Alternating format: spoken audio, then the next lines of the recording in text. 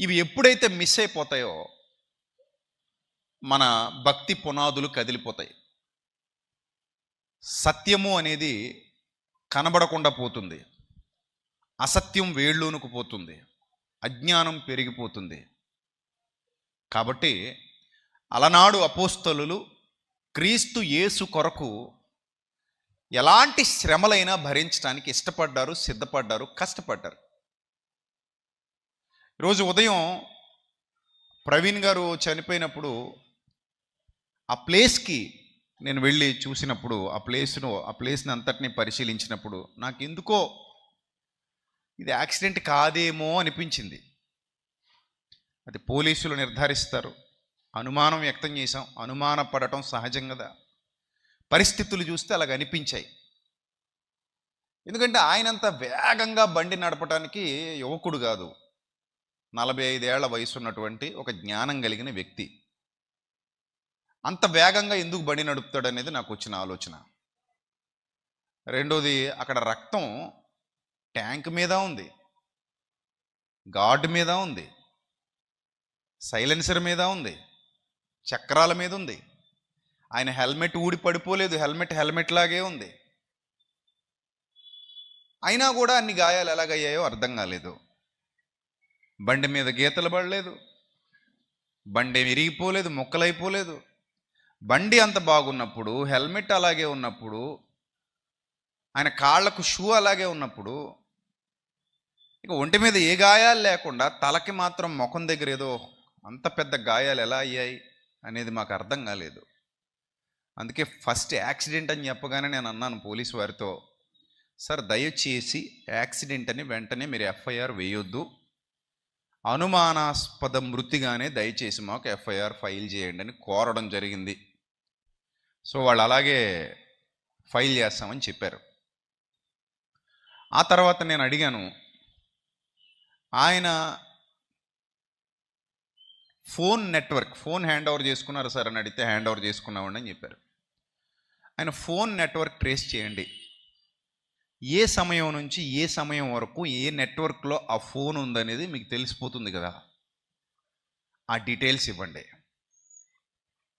అలాగే సీసీటీవీ కెమెరాలు జాగ్రత్తగా పరిశీలన చేయండి అంటే, అవన్నీ తీస్తున్నాం సార్, తప్పకుండా మేము అన్నీ మీకు చూపిస్తాం అని చెప్పారు.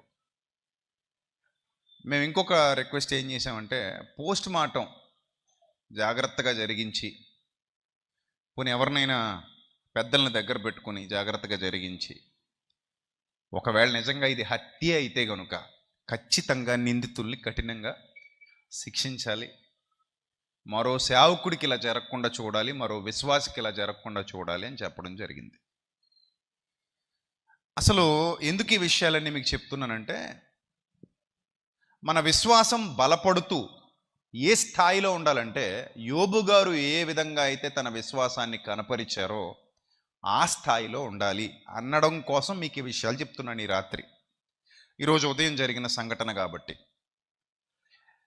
యోబు గారు అన్నీ కోల్పోయిన తర్వాత తన భార్య వచ్చి మాట్లాడుతూ ఉంటుంది, మనకు అన్నీ పోయాయి కదా, ఇంకేమీ లేవు కదా మన దగ్గర, ఇంకనూ నీ భక్తిని వదలక ఇంకా గట్టిగా పట్టుకుని ఉంటావా బుద్ధిహీనంగా, ఎందుకు మనకి భక్తి అవసరమా, నీకేమున్నాయని భక్తి చేస్తున్నావు, నీకంటూ ఏం మిగిలాయని భక్తి చేస్తున్నావు, నీకున్నవన్నీ తుడిచిపెట్టుకుపోయాయి, నీకున్నవన్నీ ఊడ్చిపెట్టుకుపోయాయి, చివరికి నీ ఆరోగ్యం కూడా పోయింది, ఏమీ లేదు నీ దగ్గర, నీకెందుకు భక్తి ఇంకా అంటే. ఆవిడ అనుకుంది భక్తి అనగానే లోక సంబంధమైన అవసరాల కోసం మాత్రమే చెయ్యాలి, లోకంలో ఏదో సంపాదించుకోవడానికి మాత్రమే చేయాలి, లోకంలో ఏదో పోగు చేసుకోవడానికి మాత్రమే చేయాలి, ఇంకే విషయానికి భక్తి అవసరం లేదని ఆవిడ అనుకుంది. కానీ ఆవిడకి తెలియని విషయం ఏంటంటే, ఈ లోకంలో మనం ఎక్కువ కాలం ఉండేది లేదు. ప్రవీణ్ గారిది మర్డరా లేకపోతే యాక్సిడెంటా అనేది రేపు తేలిపోతుంది. పోస్ట్ మార్టం కరెక్ట్గా జరిగితే, కరెక్ట్గా ఇన్వెస్టిగేషన్ జరిగితే, పోలీసులు మాటిచ్చినట్టుగా ఏ విధమైన అవకతవకలు, సాక్ష్యాలు తారుమారు ఇలాంటివి ఏమీ జరగకుండా చక్కగా పోలీసు వారు చాలా స్ట్రిక్ట్గా చేస్తామని మాటిచ్చారు. వారు అన్నట్టుగానే ఇన్వెస్టిగేషన్ జరిగితే, కరెక్ట్గా జరిగితే రేపు తేలిపోతుంది ఏంటనేది. నేనంటాను, ఒకవేళ ఎవరైనా ఒకవేళ కుట్ర చేస్తే వాళ్ళు ఎంత బుద్ధిహీనులంటే, హేరోదియా అనే ఒక ఆవిడ చరిత్రలో, హేరోదు రాజు ఉంపుడు గత్తె, భార్య కాదు, తన అన్న భార్యను ఉంచుకుంటాడు అతను. ఇది తగదు అని బాప్తిస్మం ఇచ్చే యోహాను గట్టిగా చెప్తాడు. ఇది తగదు, మంచి పద్ధతి కాదు అని చెప్తాడు, ప్రవక్త కాబట్టి. ఆ కోపం మనసులో పెట్టుకుని తన కూతురి చేత ఒక నాట్యం ప్రోగ్రాం ఏర్పాటు చేయించి, ఆ నాట్యానికి అందరూ వచ్చినప్పుడు అందరూ ఉండగా రాజును మాట తీసుకుని లాక్ చేస్తారు, ఏమడిగినా ఇస్తాను అనేట్టుగా. అప్పుడు తెలివిగా ప్లాన్ చేసి వాళ్ళమ్మ కూతురుతో చెప్తుంది, వెళ్ళి యోహాను తల తెగ నరికి పళ్ళెంలో పెట్టించేమో మనం, ఇలా కోరుకో అని చెప్తుంది. ఈ పాప వెళ్ళి వాళ్ళ అమ్మ చెప్పినట్టుగా చేస్తుంది. ఆ యోహాను తల కావాలంటే మా అమ్మకి, సో పళ్ళెంలో పెట్టి ఇచ్చేయండి అని చెప్పేసి యోహాను తల కొట్టించి తెప్పించేసుకుంటుంది. ఆమెలో ఉన్న శాడిజం చల్లారింది.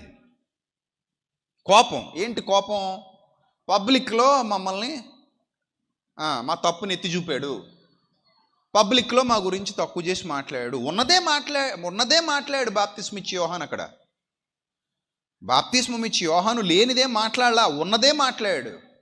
ఉన్నదే మాట్లాడినా కూడా ఆవిడికి నొప్పి కలిగింది.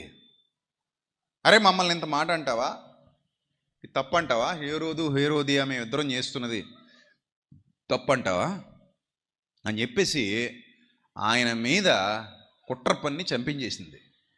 ఇప్పుడు నేను మీ అందరినీ అడుగుతున్నాను, హేరోదియా నేటికి బతుకుందా? చెప్పండి, హేరోదియా నేటికి బతుకుందా? లేదు. అంటే ఎదుటి వాళ్ళను చంపాలి అనుకునే బుద్ధిహీనుడు ఎవరైతే ఉన్నాడో, ఈ బుద్ధిహీనుడు నిరంతరం బ్రతుకుండిపోతాడా ఇక్కడ? చెప్పండి, ఈ బుద్ధిహీనుడు లేదా ఈ బుద్ధిహీనురాలు నిరంతరం ఇక్కడ బ్రతికే ఉండిపోతాడా? ఉండడు. మరణము అందరికీ వచ్చును,